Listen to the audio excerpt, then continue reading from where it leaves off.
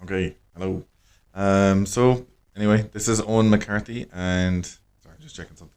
So this is Owen McCarthy, and this is my new podcast called Gift of the Gab. Okay, so this podcast is kind of focused on coaching and soft skills and just different topics that I would like to talk about in general. So I am doing another one, but that's mainly from my language school, and that's for people that want to listen to a native speaker and practice English and maybe I don't know, practice their listening skills and things in general like that. So this podcast is called Gift of the Gab because this is what some people in Ireland have said to me in the past. So I love to talk, obviously, and I'm a registered or certified coach with the International Coaching Federation. I studied this certification in Mexico in my second language, so that was a little bit difficult to be honest. Yeah, it really was because I'd have to read Spanish from Spain and then Latino Espanol, which is like Spanish from Mexico, and there is quite a difference as well. Generally, the Spanish in Mexico is kind of obviously it's Latino, but it's actually following more of a Latin root. So if you have a very advanced vocabulary in English, things kind of you can understand things a little bit faster and they make a little bit more sense rather than in Spanish, which is very, very different for vocabulary. So I have a little sequence here as well to just keep an eye on in case I get lost in what I'm talking about. So this some of these episodes, this is only the introduction anyway, but some of these episodes will be maybe 30 minutes, 1 hour, maybe a little bit longer if I'm inviting someone to talk with me as well. But this is to talk about general things, some things that I've noticed and some things that I'm using in my coaching talks, or else, for example, in some courses that I'm offering in different parts of Mexico online, or else face to face, and then also in some of the companies that I'm working here in. So I work in the food industry, the construction industry, and mainly the automotive industry, which is the main industry here in the state of Guanajuato, which is kind of central Mexico. So coaching in general for me, it really helped me a lot. I noticed a lot of different things about myself. Um, it really helped me work through a lot of things. But I think my expectations for the courses that I've taken, I've taken a lot of courses in my second language in Spanish because, to be honest, I don't really like studying languages directly. I really like studying a different type of course in my second language because I find it more motivating and generally more interesting. So yeah, like I mean, coaching in general, it can be really, really good. I don't think it's for someone who's very troubled or has a big psychological trauma, or if they've gone through a very shocking kind of scenario in their life or something like that. That's not really what coaching is for. It's for you to organize yourself in order to achieve something that you want, or just even analyze yourself and think about, okay, do you really want to do that, or is your motivation coming from somewhere else, someone else, or something else? Basically, in a nutshell. Now, obviously, it's a lot more complicated than that. Generally, coaching in the United States is a little bit different. Well, first of all, anyway, it's the United States of America. It's a little bit different because also Mexico is the United States of Mexico. Not a lot of people know that, but yeah. So coaching in America is very different. It's very diluted, very watered down, very focused on almost like a movie. It's very emotionally based to get a huge reaction from you, so that when you're watching someone going through a very difficult moment, you'll kind of connect and have a lot of empathy with that person then as well. But they do, like, how do you say, they do restrict some of the things that you talk about a lot because obviously it's very possible to be sued by someone in that country. And legally, it can be kind of a minefield as well if you're asking someone about, I don't know, sexual preference, political views, religion, anything like that. So I studied ontological coaching and I'm certified in personal and professional coaching. So coaching in Mexico then, it's kind of two different ends of the same spectrum. It's either very professionally focused or else it's very human focused, and it can get kind of hippie-ish a little bit at sometimes then as well. So this is kind of a blend of both of those things. I kind of think of myself as a pattern coach. So I focus on personal and professional things, but then I help you examine what are the patterns or habits that you're doing in your life. Okay, are they healthy? Are you happy about those things that you're doing? So that's what I like to think. I'm kind of obsessed about everything to do with patterns, through music, in your life, historically, cyclical kind of events, that kind of stuff then as well. Or else maybe traumas that you've inherited from other people, or presuppositions, or, well, yeah, like predisposed to certain things. For example, I don't know, alcohol, sex, drugs, rock and roll, everything like that, or maybe you're a workaholic because that's the kind of an environment you grew up in, So it's all these different types of patterns. That's how I like to focus my speciality, really. So this is basically, if you're happy about your personal life, you get to examine it. If you're happy about your professional life, think about where do you really want to go in that professional life, and then why do you want to go there, basically. Are you going to be happy when you become the manager of a plant, or when you have a doctorate, or what will be the thing that makes you happy? Is it as simple as a six pack, obviously on your stomach, not from a shop, but yeah, like, are you going to be happy when you're in an amazing physical, well, yeah, when you're in amazing physical condition, or would you be really happy when you graduate with your PhD, or what is the thing that's making you happy, and then why would that make you happy then as well? So that's kind of the end goal. And it comes from myself as well, because obviously I've had to think about this a lot. I'm Irish. Now I'm 36 and I'm living in Mexico 10. Yeah, well, I came here originally in 2012. So then a lot of things had to change, because basically Ireland is the Shire. It's like the safest, quietest place in the world. And then to come to Mexico, which is like if Quentin Tarantino designed a country, kind of like that, So it's kind of an interesting shift or change. I will be dedicating a different episode of the podcast specifically to that theme, and to talk about how Irapuato, or Guanajuato State, where I am, has changed significantly in 10 years. All the problems and all the violence and issues and things that I've noticed, and things that are just different, so that if you're a Mexican listening in English, you'll hopefully agree to some of the things that I'm going to talk about. But then obviously, if you're Irish, to listen to some of the things that I've seen or heard or read about, and some of the experiences I've lived through, will be very, very interesting for you from a person that lives in Ireland. Because I mean, really, like, a lot of the people I know in Ireland move to, I don't know, if they're in Limerick, they move to Cork or Galway or Dublin, and they think that they've experienced life, or that they've traveled a lot. Other people then go to England for a while. But yeah, to come to Mexico, it's a very, very unique place. It's a really amazing place, though. I would really recommend everybody to come and visit Mexico. It really, really is. So what I wanted to talk about today, then, it's kind of like an intro, and then to talk about some of these different things that I want to talk about. So a lot of stress at the moment, a lot of people going through a lot of, having a personal crisis or a professional crisis.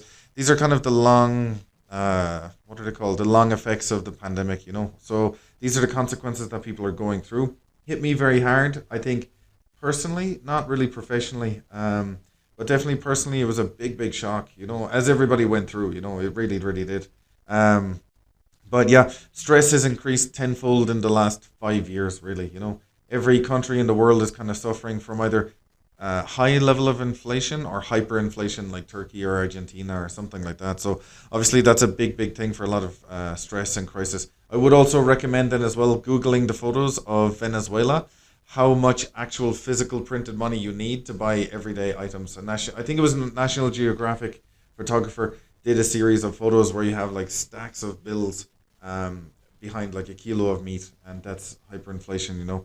So yeah, it's a really shocking thing to think about that. Everybody that I know and that I speak to on a regular basis in France, in Germany, Ireland, England, Canada, the United States, or in Mexico as well, is really suffering a lot because of this huge amount of inflation. But obviously, this is the consequence of, the economy shifting, the crisis in Ukraine, or the war in Ukraine, and then obviously coming out of a pandemic then as well, So it's a really difficult thing to kind of get your head around. So definitely, life is more expensive now, but it is still really, really good. I mean, one of my favorite movies is Life is Beautiful, La Vida es Bella.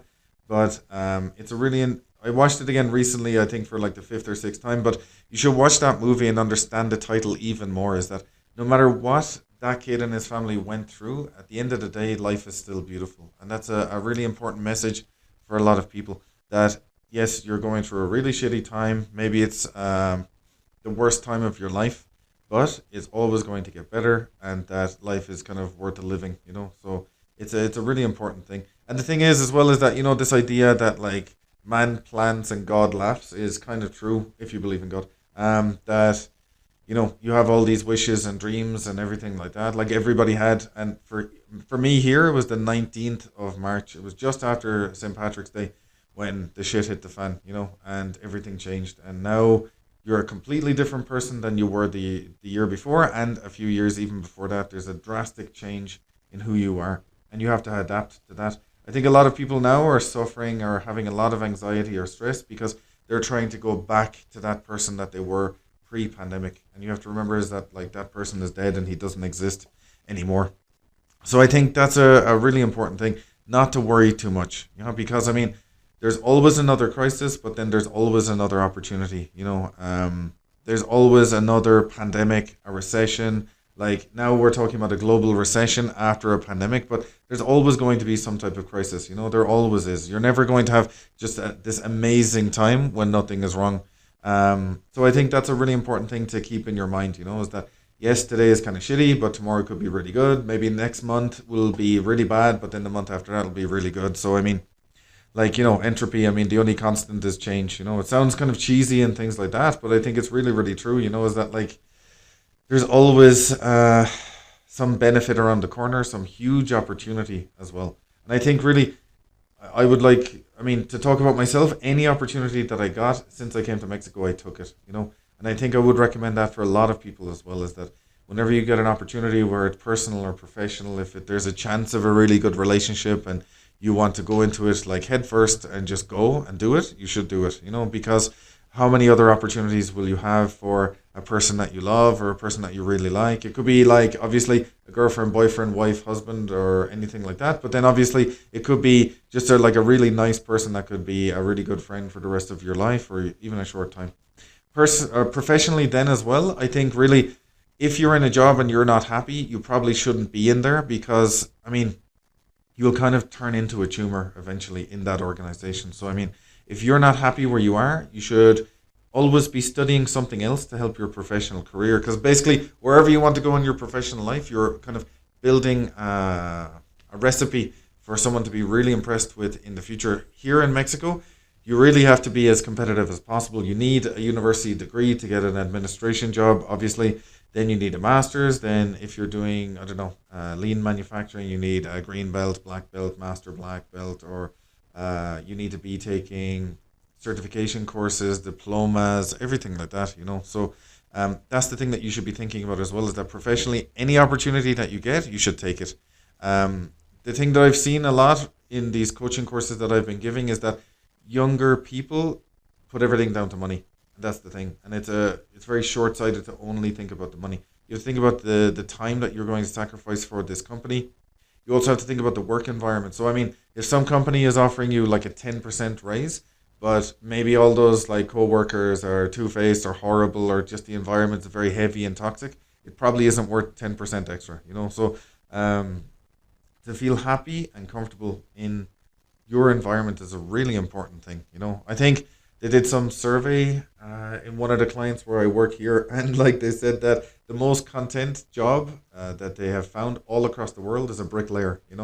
So that speaks volumes a lot, and you should think about that a lot more as well. I won't comment on that until another episode later, but definitely, I mean, you do want to be ambitious, but not so much that you kind of screw yourself over then as well, and don't be just focused on one thing all the time. Because money, at the end of the day, it's really not that difficult to replace money, but time is one of those things that you can never get back. So I would really like to kind of nail that down, and to really get that point across as much as possible. It's really, really important. I think as well, don't act like a victim. Generally, like a narcissist is somebody that thinks they're the center of the world or the center of the universe, and that you don't want to take everything as an attack against you. Don't act like a victim. Basically, shut the fuck up and get on with it. I think that's a really important thing. You're in control of your life. No one else is. No one else is going to study another language for you or go and study a master's for you. No one else is going to get in shape or, I don't know, stop drinking, stop smoking, start doing regular exercise, start doing sports. So you're in control of your own life. And I mean, you really have to stop blaming other people. I think that's one of the, like, if not the first or the second issue that I see with my coaching clients, either here privately face to face or online in different parts of Mexico, or else, for example, in some of these talks that I give with, I don't know, many people, 20, 30, 50, 100, is that like that's a big issue for a lot of people, as they say, oh, why is this happening to me? And I think if you are a religious person then as well, is that like, I mean, this line that I hear people say all the time that I really don't like is like, oh, why is God doing this to me? It's a ridiculous thing to say. If you believe in God, even if you don't, is that that's not the idea that you should have. The idea that you should have is that like, okay, what am I supposed to learn from this? And I will talk about this. I did a live video about a year ago as well, talking about saying thanks to the traumas that you've had in your life. And I'm going to re-record it in this setup then as well. But definitely, they're the things that define you, not the wins. It's always the journey, not the destination. I'm sure someone has some motivational poster sitting in their bedroom or in their office that's something as cheesy as that. But it really is true. Is that like you have to think about where do you really want to go, and then how are you getting there as well. If you're just focused on money, I mean, it's a crazy thing. I tell people here, if you want to just focus on money, just be a criminal. That's the only thing that you'll get. You'll get a lot of money really quickly and easily, but how long will that really last? So, I mean, I don't think money is a very good motivation for you. And then also thinking about your life and the things that you've lived through and gone through and people have done to you, just don't take it too personally and don't act like a victim. And I mean, if you kind of know what you want, maybe a coach can help you then define it a little bit more, but you know exactly what you want from your life. You really do. And then maybe you need someone to just organize that, or help you define that a little bit more, or be a little bit more, yeah, a little bit clearer like that. But I mean, you know exactly what you want, and you should go and get it, and stop acting like a victim. Stop saying, oh, like, oh, I'd love to do this, but I can't do that. Or I can't because of this, like having a languages school here as well. It drives me crazy when people are saying, oh, I want to study English, but oh, I have two kids. And it's a horrible thing to say, because it's a bullshit excuse. It really is, So I think another thing then as well is like, well, one, blaming your kids, and then this other bullshit phrase is that I don't have the time. Is that if something's really important to you, you make the time. Everybody has time to sit down and watch 1 hour of Netflix every day, but like other people don't really have the time to go to the gym for 1 hour. And it's a really sad thing to think like that, is that people would prefer to be much more passive and just sit there and have information like thrown at your brain that isn't very important, rather than like working on yourself and getting better, or taking a night course or doing a master's at night or something like that. So I think it's a really, really important thing. So I think more than anything is that you have to think about the fact that everybody has psychological scarring, is that everybody is you, just in a different context, and I think once you kind of develop that idea more, it's a very beautiful idea then as well, because I mean, everybody is fucked up after the pandemic. They really are. Everybody's world changed. It doesn't matter where you are. That the entire world is different now, and a lot of people have these like mental scars. And I still see people now walking around with masks and things like that because they're very paranoid, and they're very antisocial, very kind of weird about that. So I think that's a really, really important thing that you need to think about, is that like everybody's a little bit fucked up. You are too. Be happy to be alive.